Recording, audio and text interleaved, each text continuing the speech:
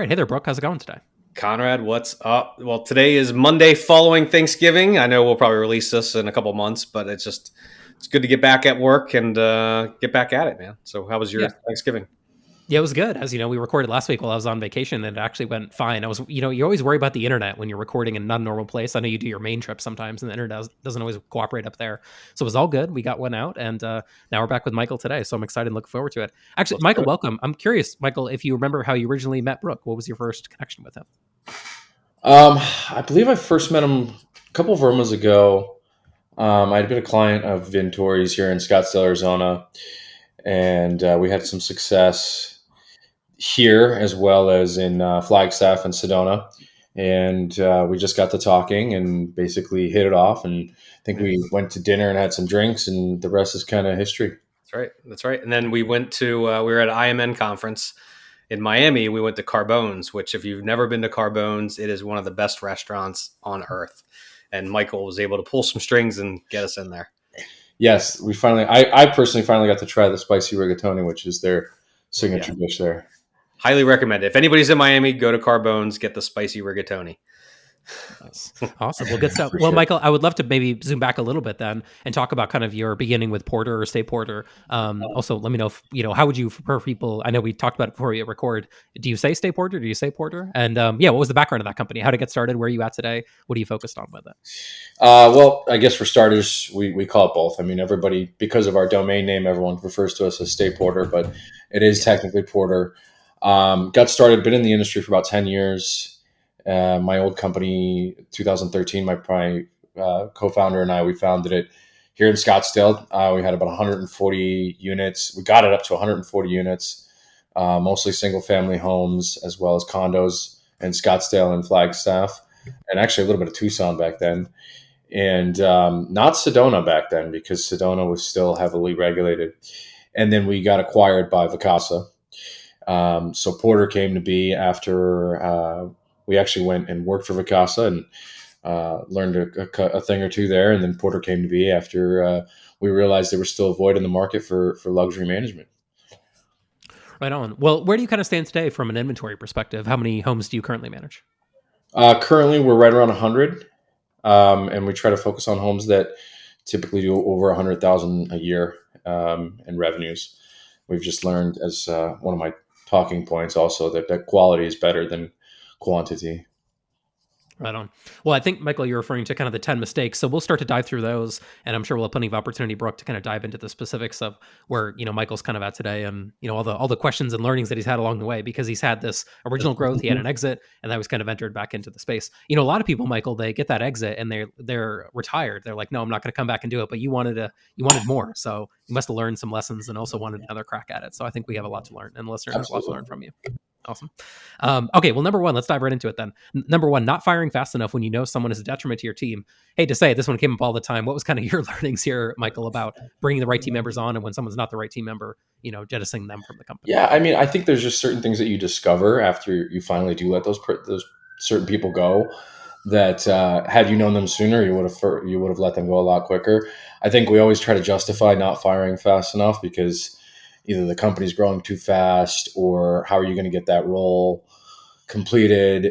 So everyone just, as a business owner, everyone always has some sort of justification as to why they're keeping that person around.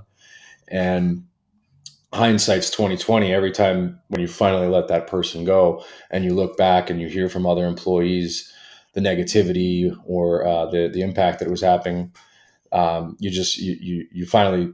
I've learned now in my professional career that when you finally make that decision, you just have to cut the cord and let them go as soon as you have a feeling that something's off about them. We're all guilty of this, and this came up time and time again. But it's one of those things I found. First off, you nailed it, Michael, and it's like you end up justifying, even when you've made the decision to let someone go, you then something else comes up and you're like, you know what? Well, we could use this person over here. Then maybe it's like you start making excuses because it sucks. Firing people absolutely sucks. It's one of the worst parts of my job. I personally do every single termination. I never want to lose that feeling. You know what I mean? I don't want to make, I compare it, and this is a horrible analogy, but it's like firing off missiles where you don't see the results of it, right? Like if you can just make the call to fire somebody and you don't actually have to do it and feel the pain and see the pain you're inflicting, then you shouldn't fire the person. So I personally fire every single person if we have to let them go. And I never want to lose that feeling because I take it very seriously. I mean, you realize the impact it makes to their families and to them personally. But in the end, you're probably doing them a favor. They're not probably happy if they're not performing well in their job.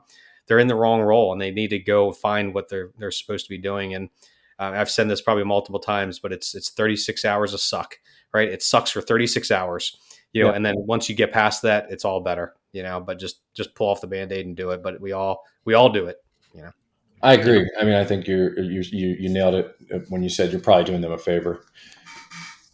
Yeah, right on. Well, Michael, this one I would say number two didn't come up quite as often, but I kind of like it. So number two, not paying better than the competition, which leads to a certain positions becoming a revolving door, always pay better. So what was kind of your initial process here on paying folks? I know, what it's like, right? When you're a small business owner, you kind of can only pay what you can literally afford, but then maybe once the business has a little bit of scale, you could pay more. It's kind of a little bit more, dealer's choice at that level, so to speak. But what was kind of your process here from when you started to where you are today as far as paying your team? So my thought process was, well, I guess, this business has the in-office positions as well as the field staff positions. And both times in my former company as well as Porter, we've experienced a lot of rapid growth.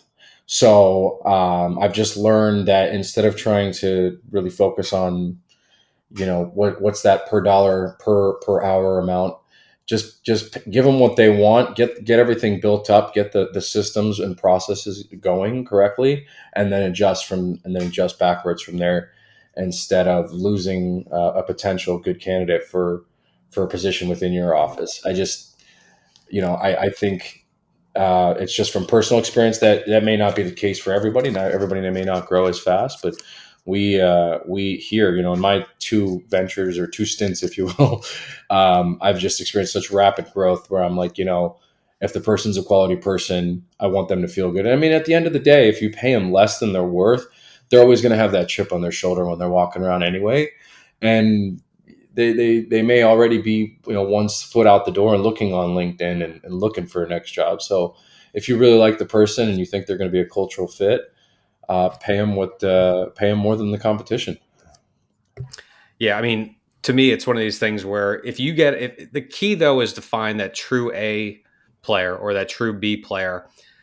And we've talked about this before, Conrad. It's like those A players are 10x better, and they are always accretive. They will always pay for themselves. So yeah, and I remember reading one time Reed Hastings with Netflix. He's like, we are not a family. He's like, all these companies that call yourself a family, like that's unconditional love. You know what I mean? Regardless of how good they do. He's like, we're a high performance, performing sports team. You know what I mean? And we will pay the top of market, for those, those best in breed or best in class players, but we are not a family. And he talked about one thing I thought it was interesting. What he said was, we will go to them. I mean, we don't have to wait for them to come to us and threaten to leave. At the end of the year, we look at the value that they created and we give them pay raises based on their performance. And it isn't the standard 3% pay raise. It's for those overachieving high A, type employees. They're giving, substantial, pay increases. Now they're also worth, $40 billion. So they've got a little bit more capital than the average small business does. But I liked always the way they talked about that from the creative perspective. Yeah. I think your 10x comment is correct, Brooke. It's like they can do 10x more output, but they're sometimes only twice as expensive. Maybe the, Right. B, C player is like $50K a year and the A player is $100K a year, but you actually get way more than double the output, despite the fact that it's only double the cost. The problem is, how do you establish who is that 10x player, Right.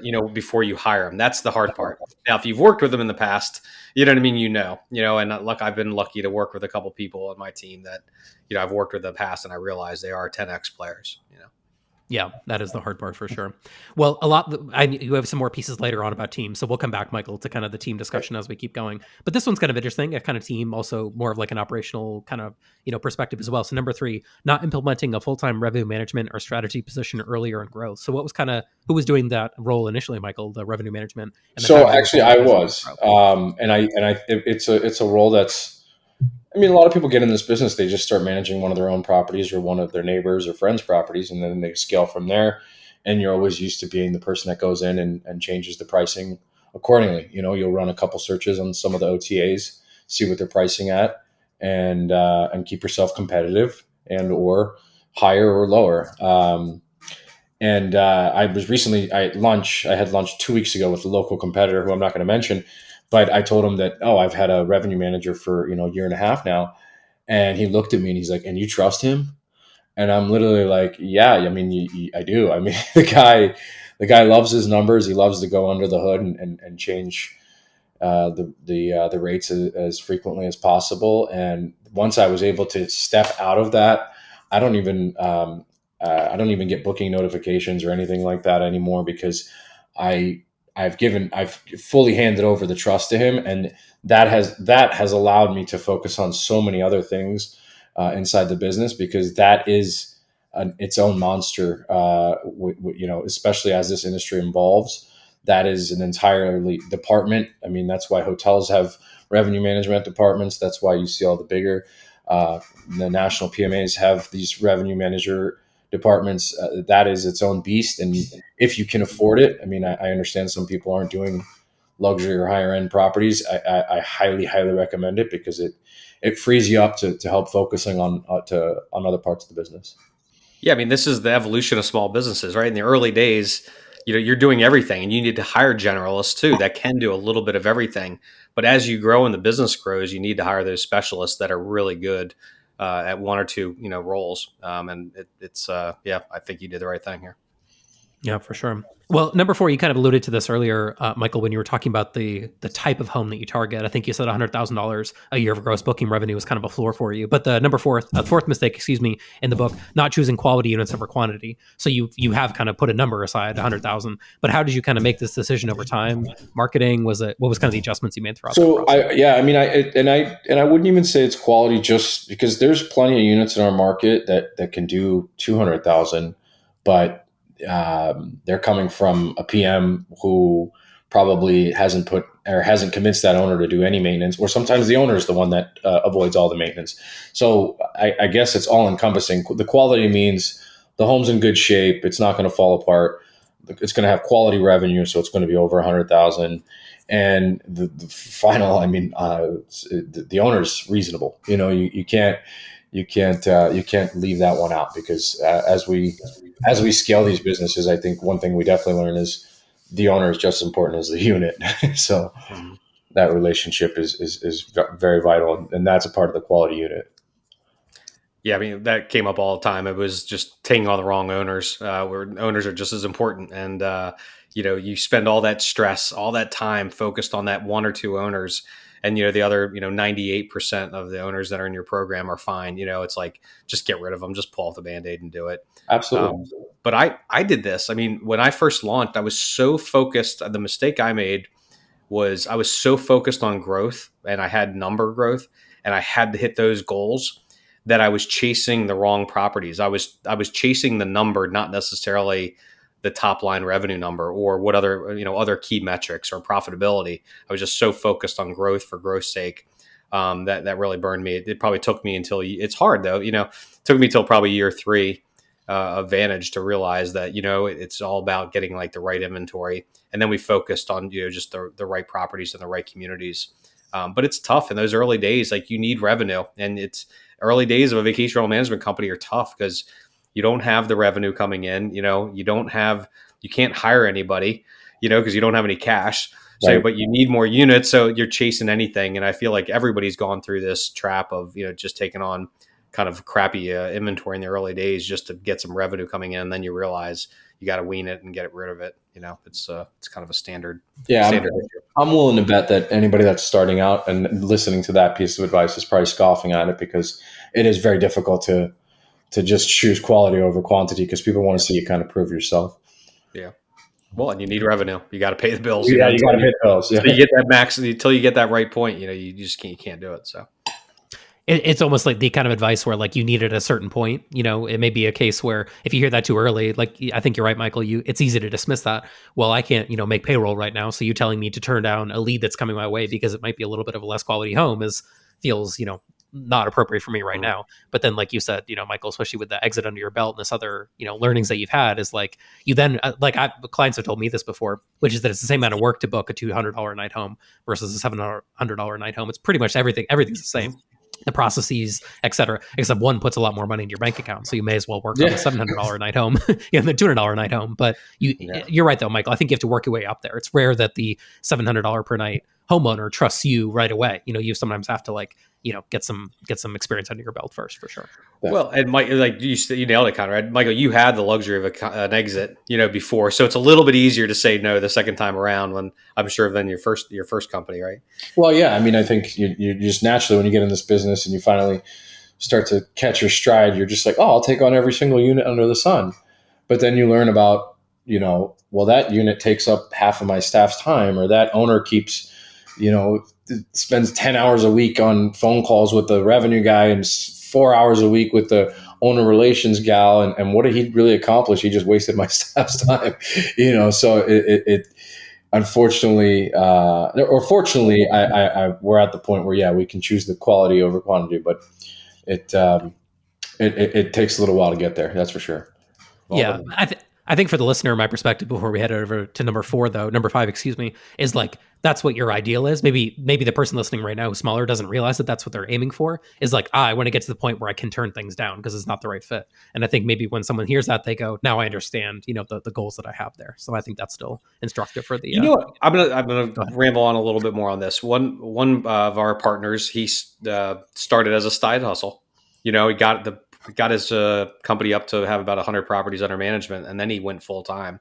But I thought that was an interesting concept because then he could be a little bit more selective because he was doing this as a side hustle. He was generating revenue, on his regular pay, 9 to 5 job, and he was able to do this on the side. So he could be a little bit more selective by doing it as a side hustle. Yeah. I feel like that might be one pro. Brooke, we talked about like kind of investing, and I know a few episodes back we talked with someone and they were saying like the investment can certainly be a sword that cuts you the wrong way. But if you did have some capital where you weren't like worried you were gonna be able to pay your own mortgage and stuff like that early on, like it could certainly help you make better decisions so you don't get yourself in a tough spot. That's for sure. Yeah. Awesome. Well, let's head over to number 5, just in the interest of time and keeping things on track here with Michael. Number 5, not building a solid company culture first that will allow for you to build a solid company. So I like that framing. What was kind of your learnings there about the culture side of things? We talked about team a little bit, Michael. Again, that goes back to the previous company I had before. I just, we would hire just to hire, just to have bodies. But then, as you evolve as a business as a small business owner, you just learn that it takes a team, so everyone's got to work together. You got to get the right personality traits. And personally, we use Better Talent. They help us out with our hiring, and they've made some amazing hires for us. So that's not something 10 years ago that I would have listened to. I would have just said, "What do you mean? Just hire to hire."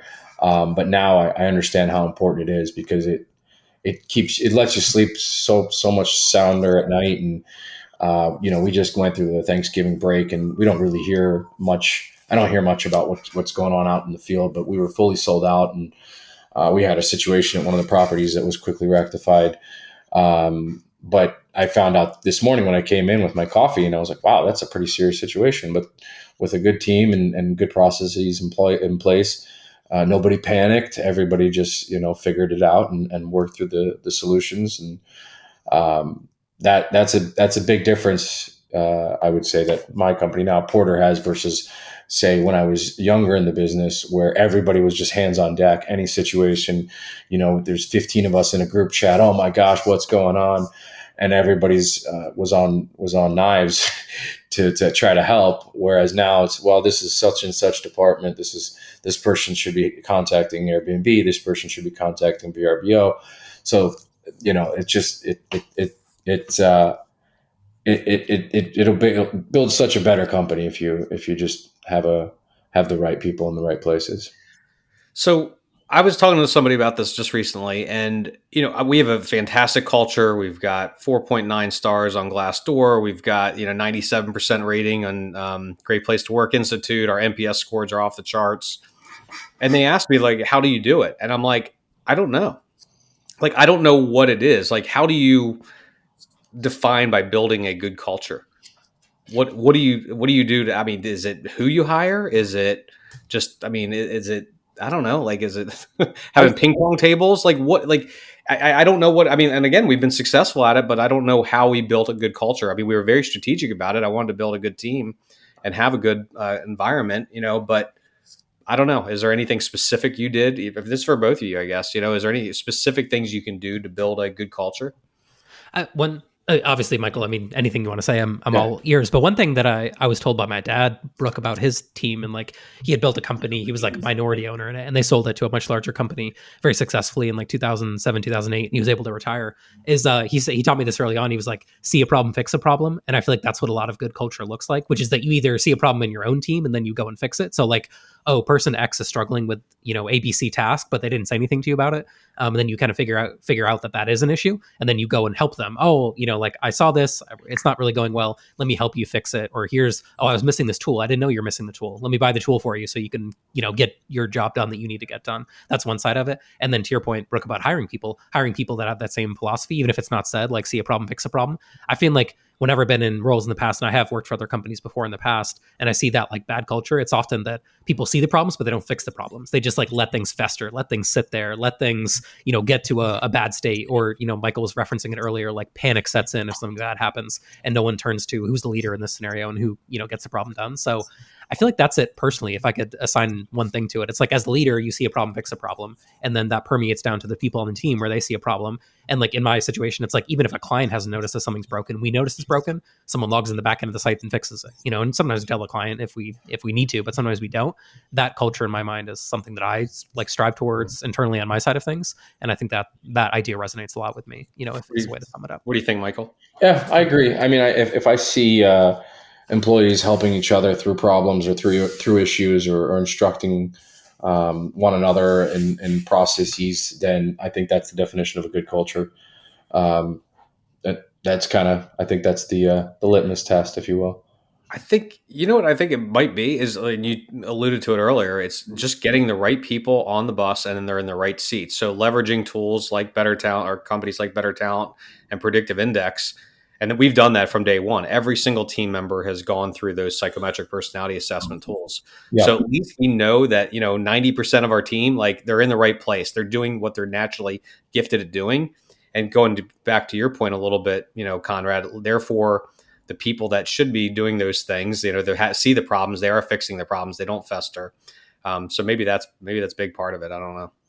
Yeah. I mean, some of it's that simple, and some of it, Brooke, is like, I've been inside of a lot of meetings, obviously in the Vintory side. It's like you have a level of transparency that a lot of people don't have. And I've been inside other companies, and we work with a lot of other companies in the vacational space that aren't very transparent with their team, because we'll ask numbers and they can't answer the numbers. Like they don't know the answers to the questions. And I think transparency builds a lot of trust. And I think it's so much easier to have a positive culture of everyone helping when there's transparency as to what's going on. Hey, here's what we're focused on and here's why. And like EOS can play a role in this, but I think you go beyond that, just seeing, being an observer in some respect and watching it. You go beyond that, not just like, here's some goal that we have from revenue. Because to be honest, like the employee doesn't really care about the revenue that much if they're not like getting some chunk of it. What they care more about is like, what are we trying to achieve? Like, are we rowing the boat together? Like that sort of mindset. And I find that you can like not really be that friendly with your coworkers, but still feel like, well, we're in this together. Like back to that sports team analogy. It's like, you often hear sports teams where like certain players don't like each other, but then they get on the field and they're locked in and they're focused and they want to win, and I think that's a good feeling that you've kind of built as well. Yeah. Yeah. It's that greater overall mission, I think is a big part of it. So cool. Yeah, for sure. Well, this one kind of ties in then, Michael, to kind of these past few points. So maybe we could talk about this. What's your process of checking in with staff? Because number 6 in your list was not checking in with your staff regularly. You need to know what's going on in someone's life. So do you do kind of like sit downs regularly with employees? What's your process? So we utilize a third-party service, basically like a third-party HR lady that checks in.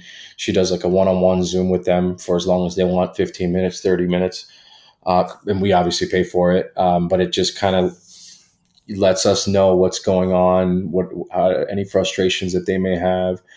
And, then everything they tell her is confidential, but she can kind of, when she sits down to talk to us about it, she can kind of direct us to understand what frustrations a certain employee may be having, some oversights that we may be having. So it's so beneficial to do, because the last thing you want is somebody getting up and walking out on you in the middle of peak season or something. When it's off season, I get it. Some people can leave, but we always do a check-in right before peak season and right after to see frustrations that happen with the teamwork. Anybody that looks like that they may jump ship or do something weird before season, just because you never know what's going on. I mean, you never know. They could be, their wife could have lost her job. They might be considering moving and sometimes as you're building and growing and putting on all the different hats with the business, you forget to just check in and just ask them simple questions like, how's your kid's high school baseball doing or something like, and you just, it's something you got to remember to just be a person basically. Yeah, no, that's interesting. I didn't know you. It's almost kind of like, what we did with the Great Place to Work Institute, where they survey everyone and like total, like it's like 170 questions or something. But you actually hire a person to do that. That's interesting. What about just regular one-on-ones with the team too? I mean, rather than just bringing in an HR person, you doing that too, or the director is doing that, Michael? Yeah. So I have a general manager and an assistant general manager. They're the ones that are talking to anybody in the office or out in the field. And then I'm once a week meeting with them just to keep to know what's going on in and outside and any problems that we might have to tackle together. One other great part of Predictive Index is when you do these little surveys throughout the year, you can see there's like the top chart and the bottom chart, and you can see if there's a big difference. So the top chart is who they are. It's like their hard wiring. And the bottom chart is how they are acting and behaving in their role. And when you do that, if you see a huge difference, you can usually predict if somebody's going to churn and or leave because they're not doing the role that they're meant to do. So we try to do that every 6 months, and sometimes you can see it. You're like, you know what, this person is behaving much differently than they're naturally supposed to. They're probably a flight risk of leaving. So that's another tool you can use to kind of get ahead of it. One idea, Michael, that we do is like on our team meeting is our first 5 minutes of a call, like kind of before the segue, is give us a personal win and a professional win. I like that quite a bit because we kind of go around the team room and someone always says something personal, and it's usually something like you were describing, right? Their kids' baseball. We have someone on our team that's into like eagles, so she's like a volunteer with like this bald eagle thing, and she's like the eagle hash, and we're like all excited about the eagle now. Just stuff like that I think is fun because I know you do something kind of similar, Brooke. Obviously your team's a lot larger, so it's like hard to do it with 50 people on a Zoom call, but with a 10 it's not too bad. And it's actually sometimes my favorite part of the conversation that we have on Wednesday, because it's like we get to a little window into people's lives, especially in a completely remote company. I don't really know like what my content manager who lives in Italy is doing day to day, but it's good to kind of get a little picture of like, oh, we're into this new restaurant and stuff like that. So that's for the listener. That may be something kind of fun to try. Give us a personal win and a professional win. And then this is one little wrinkle that I added. Like, I don't keep track, but like once every other month, you can just say, you know what, this week was terrible. I had no wins. And then we can just kind of let them like complain for a few minutes. It's like, all right, go ahead, give it to us. Like, tell us all your losses, like what happened, what's bad. And sometimes people feel a little bit better too when you give them a few minutes to be like, this didn't work and this was broken. And then I stubbed my toe and then someone rear-ended me. And it's like, yeah, you had a bad week. So we don't keep track of it. Like I say that for the Vintory masterminds personally. Yeah, there you go. That's another good way to do it. But no, it's all good. I wanted to put that in there because I feel like once I figured that out, that personal professional win, I feel like I got closer with the team, and that certainly made a difference. Well, move it along. Try to keep on our time that we have here together, Michael. Number 7, not listening to owners close enough to let you know if your services are slipping. So we talked a lot on previous episodes about like proactive owner communication. What's your owner communication look like today, like with your team and the owners, and how do you kind of hopefully plug any issues before they pop up? Yeah, I mean, this is a huge one. Just over my career, I've lost with big investor groups just by not listening to them carefully enough. I think I go for a lot of managers saying, I wish I was the second manager always. I don't ever want to be someone that's stepping into the game. I don't want to be the first manager they ever have, because they always are. They're like, oh no, this isn't how it should work, and so I always want to be the second manager. I think that goes for pretty much a lot of people, and I think like realtors, they're always like, I always want to be the second person to get the listing, because you talking to those owners and understanding what they expect, the expectations are versus what your services that you can actually provide.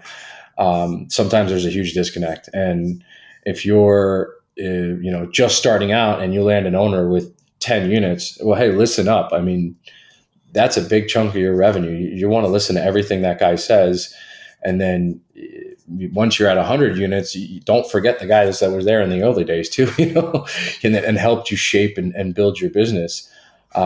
Some managers, I think they forget that they'll eventually hire an owner relations person, and they won't answer the call to their owners anymore.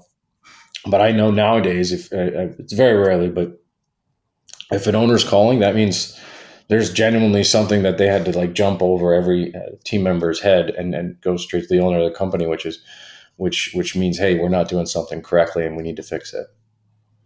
I used to say that exact same thing. I used to always say, I'd never wanted to be the first. Very often, I didn't want to be the first management company. You want to be the second one, because the first one, they have such high expectations. They don't know what to expect. You know what I mean? And then they end up leaving you, and then they go to the second one. The second one's actually worse. Very often. And if you would have gotten it the second time, you would have been better off. Yeah, it's so funny. But Aaron Linfoot, he used to be with Meredith Lodging. He said the exact same thing as your quote. So again, Michael's quote was, not listening to owners close enough. They'll let you know if your services are slipping. Listen to Aaron's.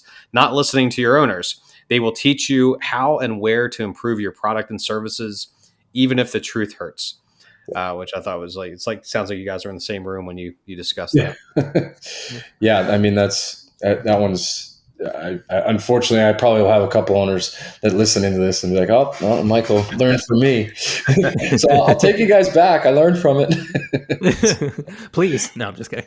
Pretty please, no, it's all good. I think that that's the truth. And the best part of I think that advice, Michael, is that if you can listen to the owner, then you can save a churn. And like a churn is so valuable, especially if it's a property that you want to keep on your program, and it's one of these $200,000 a year properties, right? You don't want that walking out the door. So, and sometimes a 10-minute phone call, to your point earlier, I can save a $200,000 property, right? Just, I hear you. I see what you're saying. Yes, I will adjust it. And then follow up 3 days later. Here's what I changed. Just simple things. Sometimes is all sorry, Brooke, to interrupt you, but I like a year like this year, for instance, where owners are starting to see a change in revenues, and we have, so some people partner up on properties, and you never know what the financial capability of each partner is. But I was talking to an owner, and I'm like, listen, you're only down like 12% over last year. What are you concerned about? And we're not through with the whole year yet. We still have November and December. So I was talking to him. And then he's like, oh, really? So he forgot to take a step back. And then because I took the time to call him, we saved an entire house from terminating, and he was just going to move in. And I'm like, we still have, our booking windows have gotten shorter. And I explained to him the changes we're seeing within the market. And then once I took it down to the numbers, and he was like, oh, okay, so we might even hit the same number we hit last year. And you're probably performing better than the market, and right. He doesn't know that, but you got to extract that. Here's a little hack that we used to do. We would send NPS surveys to our owners a couple times a year, and they will tell you usually if they're not happy. And then therefore you can be proactive, just to Conrad's point. You can get out in front of it. You can talk to them and address it rather than them just lobbing out an email saying I'm canceling and the damage is already done. But it's a proactive strategy you can get out in front of. Yeah, awesome. Well, let's head over to number 8 then. Not using a CRM for owner acquisition. One wonders what CRM he might have chosen. This is an absolute must in today's competitive environment. What CRM, Michael, did you choose for your owner marketing? Of course, I'm going to say Vintory's. It would be funny if you said HubSpot right now. No, I know. We use Salesforce. Yeah, we're good. No, but I think it's really vital for visualizing. I'm a very visual person, so I'll just tell you, like Tuesdays we have a standing sales call with the business development girls in different markets that we're in, and you just pull it up, you look at the funnel, and you see what stage that particular contract is in, and it's kind of fun following along and seeing what's going on. And if there's a hiccup, you can step in and say, hey, or just from being in the game a little bit longer than others, if there's been a 2-week pause and this guy was asking all these questions, you just jump in and you go, listen, he's talking to a competitor. Go in there, undercut him, tell him we'll do it for 20%. You know what I mean? Like having a CRM and having that visualization. I just remember the days of having an Excel spreadsheet. So that was just a disaster. And now, especially now as the industry evolves, just having that visualization, having the notes, everyone goes in there. And this is what we talked to with this owner. They attach the revenue projection that they sent to the owner. When's the last phone call that was made? And it's just amazing because I can go in there any time of night and know what my business development girl in Texas has been working on. And I don't have to bother her, and I don't have to slack her and say, what's going on with that deal? It's all in the CRM. Yeah. And somebody else could, if she leaves, somebody else could come in and Right in. follow right up. And I mean, we found again, and I've said this stat before, many of our partners, as much as 50% of the deals they're closing are deals that are in a long-term nurturing sequence. So that means that the CRM is really getting the assist and the close here. It's just doing that drip, drip, drip. And, look, I've been in your shoes. You don't have the bandwidth. You don't have the time to sit there and constantly do that follow-up. Nobody does. And I always ask this question. It's like I would say probably less than 5% of this industry is actually using some sort of CRM to track owner leads. But when you ask that same question, do they have some kind of a CRM, to guess on their guest side? They almost always say yes. Right? It's built into the PMS. But almost nobody has anything for owner acquisition. And again, we know how valuable these deals are and how valuable it is to get a new homeowner in your rental program. So again, get something. Just don't use a Post-it note. I mean, honestly, a spreadsheet's good. It's better than nothing. Better than nothing. No, plenty of good CRMs out there. I mean, obviously, I want you to use Vintory, but if you don't, use HubSpot or something just to keep track of your leads somewhere. Yeah. Well, I'm actually going to go slightly out of order if it doesn't bother you, Michael, because I'm going to do number 10, then we'll come back to number 9. Because number 10 is not dedicating a percentage of your income towards continuous owner acquisition. So once you got the CRM in place, what was kind of your change in owner marketing, and how has it helped you grow Porter today with more continuous owner marketing?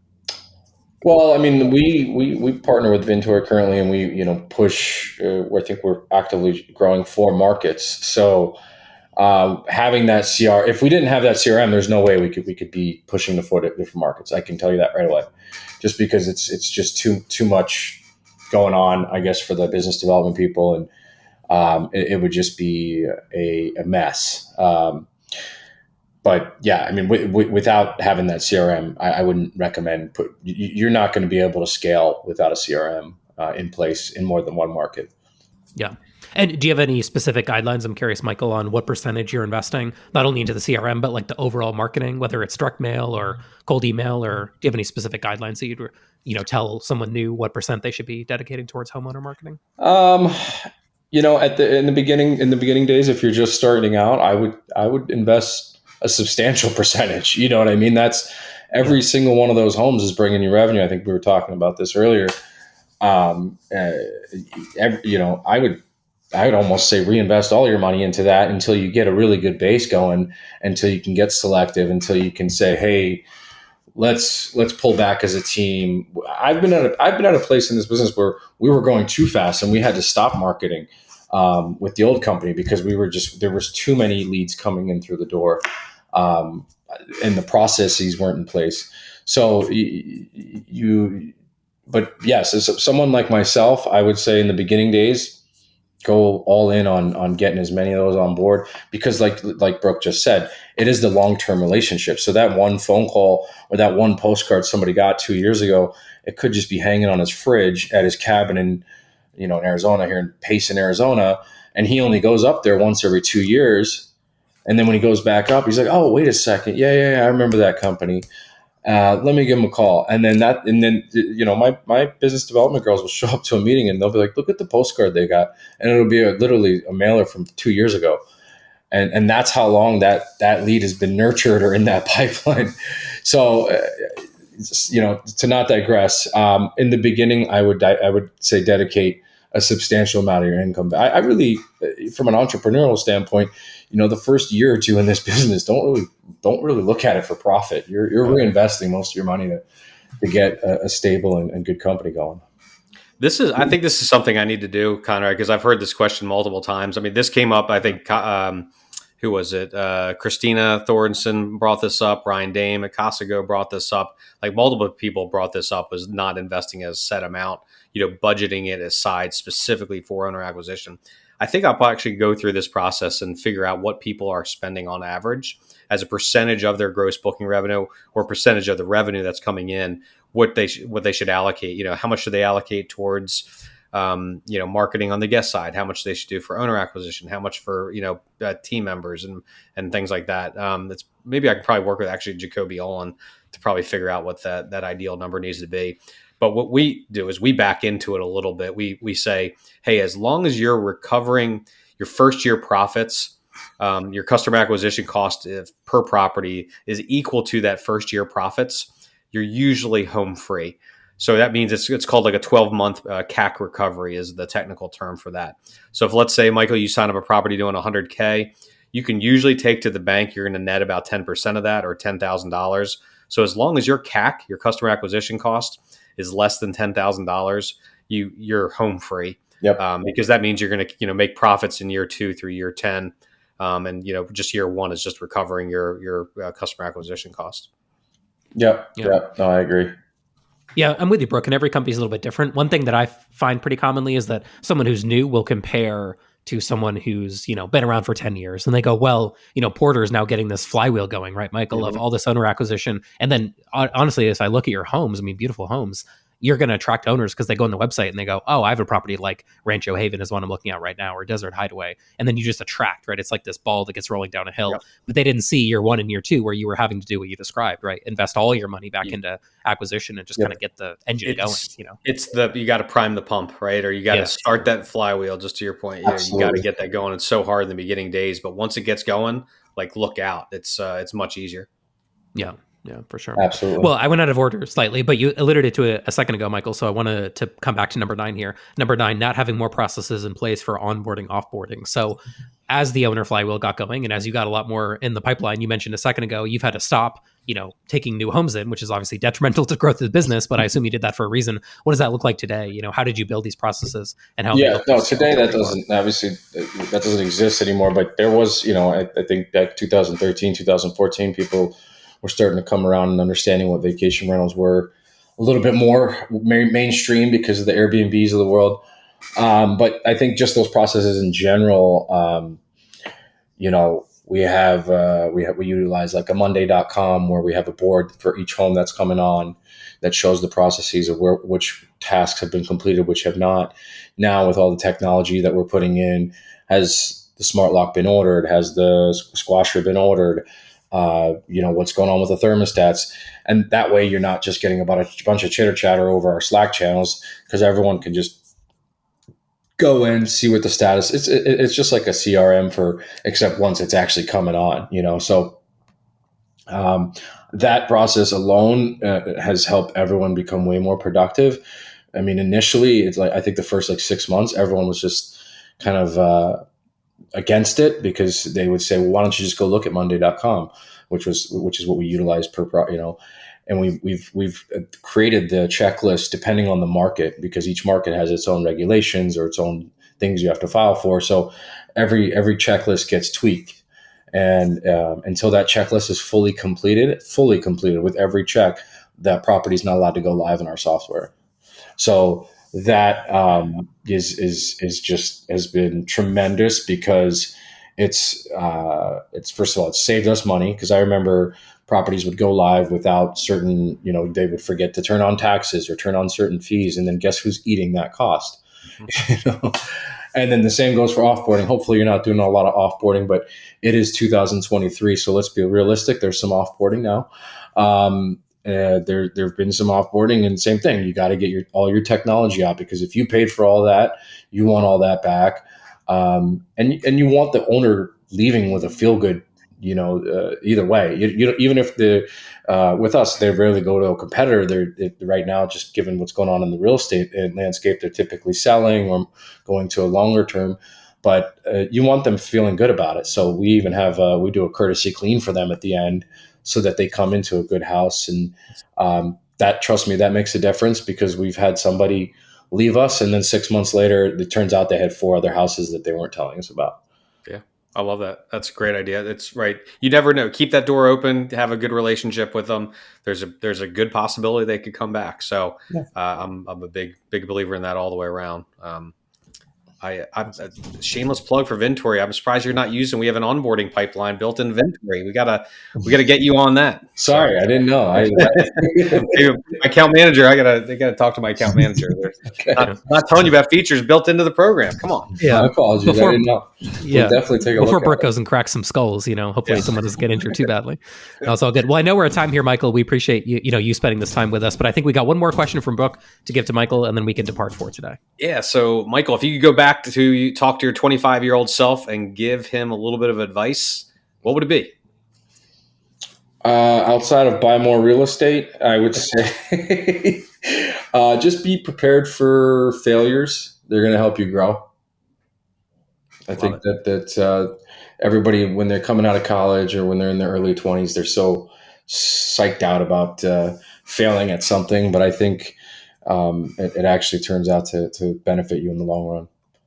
Awesome. Love it. Awesome. Well, that's all we have for today. Thanks everybody for listening. We appreciate you, Michael, and your time. People can check out stayporter.com and Porter and see what you guys have to offer. And VRMA is going to be out this direction next year. Maybe you can book with Michael. Maybe. Yeah. Yeah, we're going to be, Phoenix is where it's going to be at. So stayporter.com. Feel free, guys. Let's do it. Love to hear it. Awesome. Well, thanks everybody. We appreciate you, and we'll catch you on the next episode.